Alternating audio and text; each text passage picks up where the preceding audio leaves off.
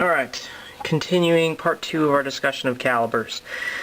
Basically what it comes down to with a 45 and a 9mm is you're deciding between throwing a few very heavy, slow punches and a lot of very fast, a little bit lighter punches.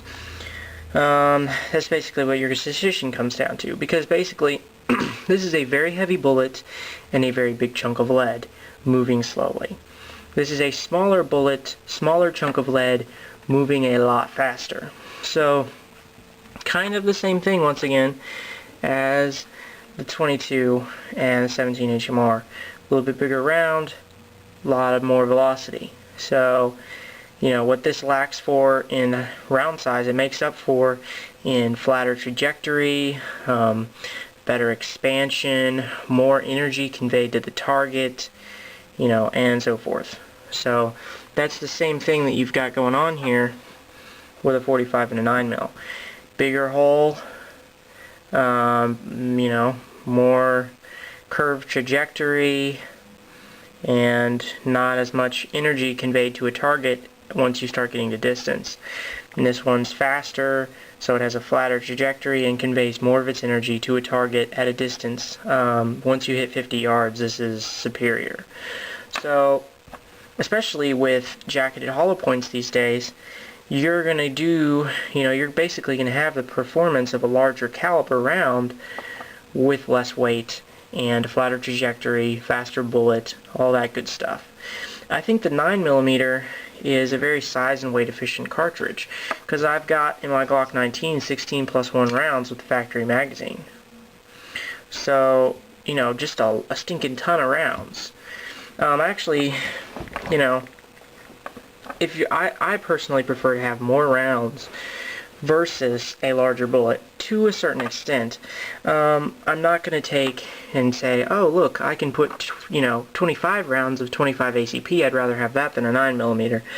I don't think you should go that extreme, but I think a 9mm is a very good cartridge. It's proven by a lot of people.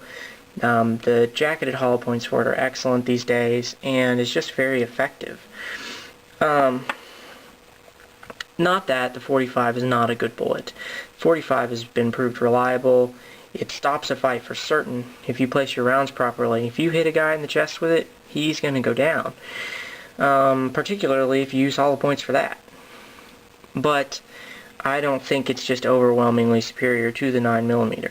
Unless you happen to be in the military and you cannot use hollow points due to Geneva Convention requirements, they have to use, our military uses full metal jacket rounds. And if I were using a full metal jacket, 9mm is probably not the way I would go. I'd want at least a 40 Smith & Wesson, maybe a 45 ACP. Of course, our standard issue firearm right now is the Beretta M9, which is basically the Beretta 92, and it fires a jacketed hollow point, or not a jacketed hollow point, it fires a 9mm round, and our military uses the full metal jacket in it. And we switched over to that from the Colt 1911 with the 45 ACP. However, the 1911 holds 8 rounds, and the 92 holds 16. So, yeah, you got more rounds, but you have less stopping power. But if you're a civilian or law enforcement member, you don't have that problem. You can use a hollow point. So I think the 9mm is perfectly adequate, and I don't think a 45 is necessary.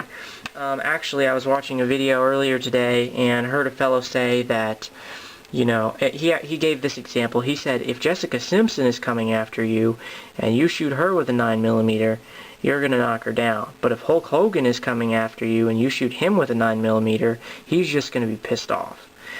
And I don't agree with that. I think it's ridiculous.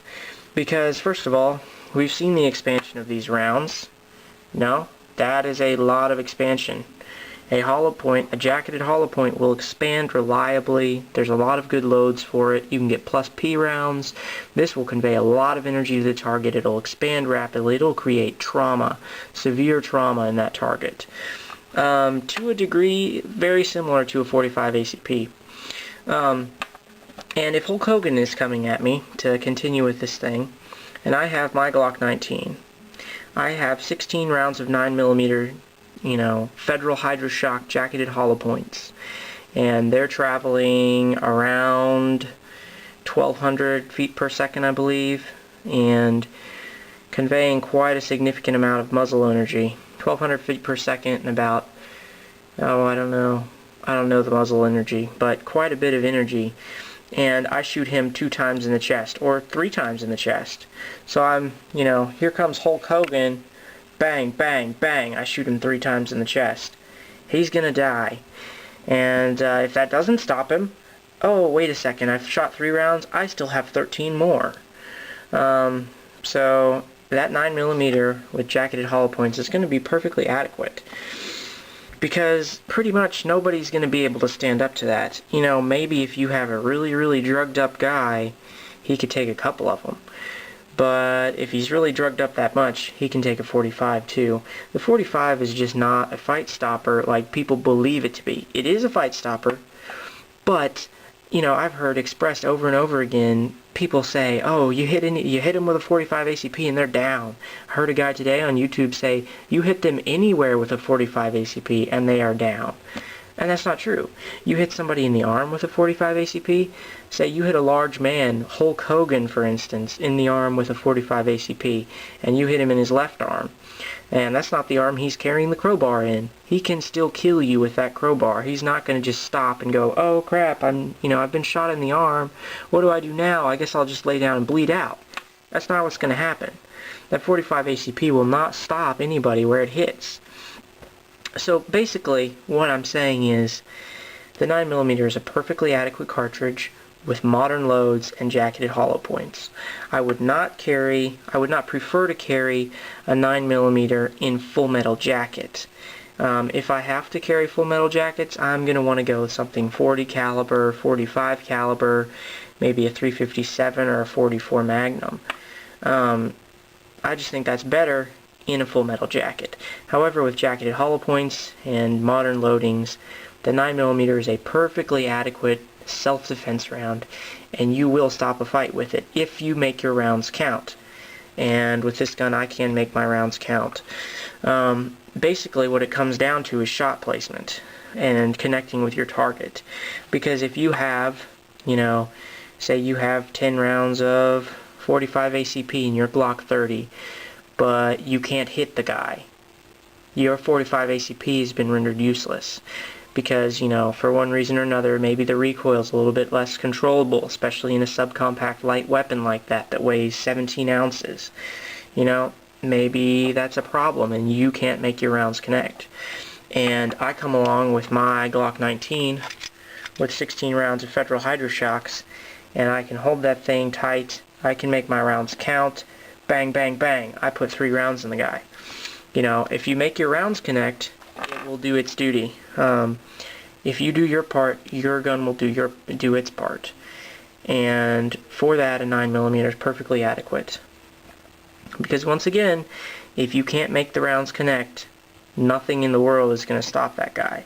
It doesn't matter if you've got a 12 gauge. If you can't make your rounds connect, that guy's not going to go down. He may run away because he may get the crap scared out of him with you firing a shell that big at him. But he's not going to be, put out of the fight physically. But if you connect with your 9mm, you will put the guy out of the fight. So it all comes down to shoot what you can shoot comfortably. If you can shoot a 45 comfortably, and you're really good with it, and you're comfortable carrying it, and you just want to launch the biggest shell you can at your opponent, then go with a 45. If you want something a little bit lighter shooting, or you want more rounds, you want to have something that's lighter to carry and more size and weight efficient, then go with a 9mm. Both of them are adequate with the proper loadings, and both will do their part if you do yours. For me, I prefer the 9mm. I just think it's more size and weight efficient, and because I can do my part, it will do its part.